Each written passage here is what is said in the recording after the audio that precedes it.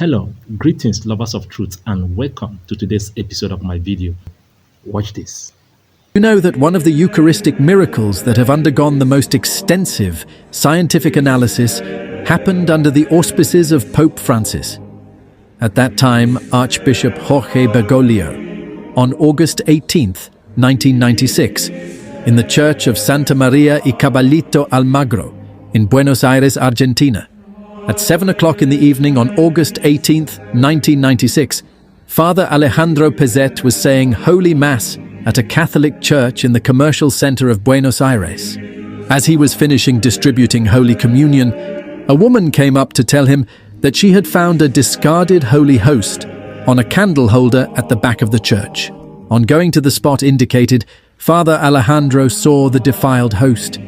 Since he was unable to consume it, he placed it in a container of water and put it away in the tabernacle of the Chapel of the Blessed Sacrament.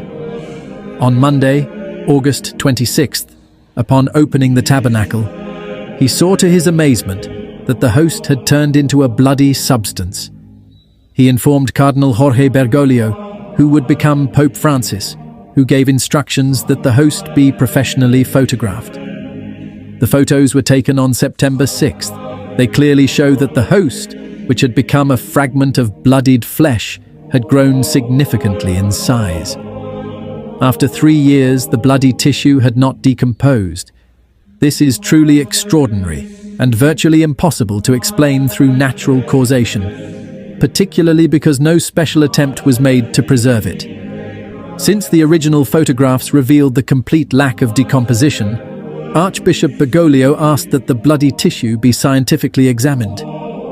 In 1999, a scientific investigation was begun under the leadership of Dr. Ricardo Castañón Gómez of Bolivia, a clinical psychologist who specializes in brain chemistry.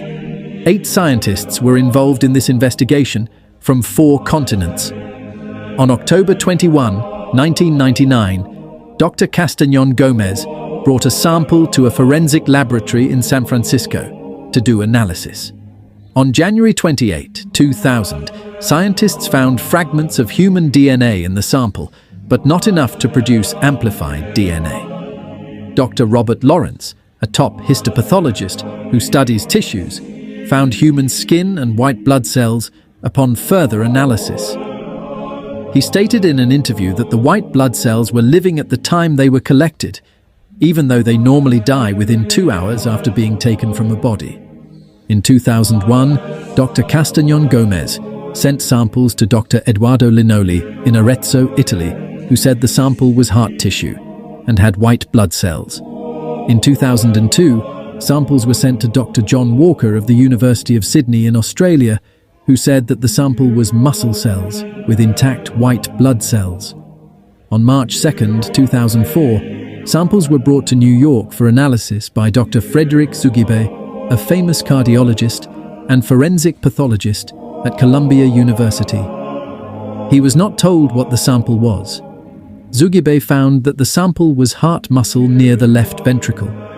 It was inflamed and had white blood cells, meaning the heart was alive and pumping when the sample was taken. The heart showed signs of being under severe stress.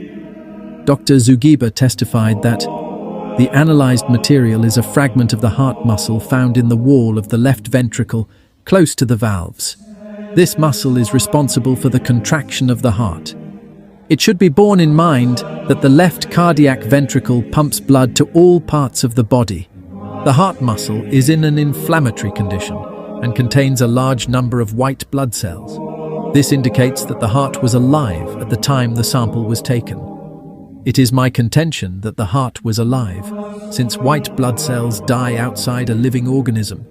They require a living organism to sustain them. Thus, their presence indicates that the heart was alive when the sample was taken. What is more, these white blood cells had penetrated the tissue, which further indicates that the heart had been under severe stress, as if the owner had been beaten severely about the chest.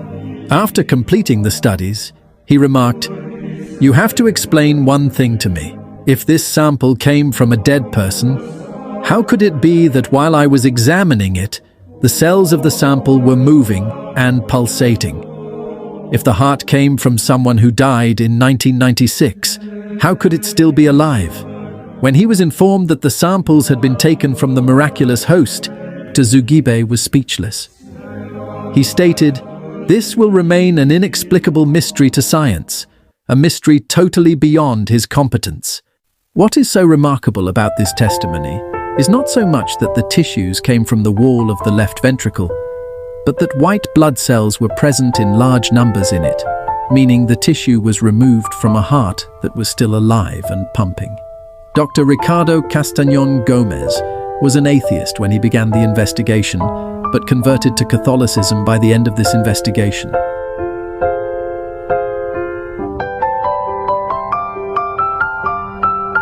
Thank you for watching. I am nobody but just a messenger of God and a disciple of Jesus, trying to bring the truth to you. I am signing off. Peace.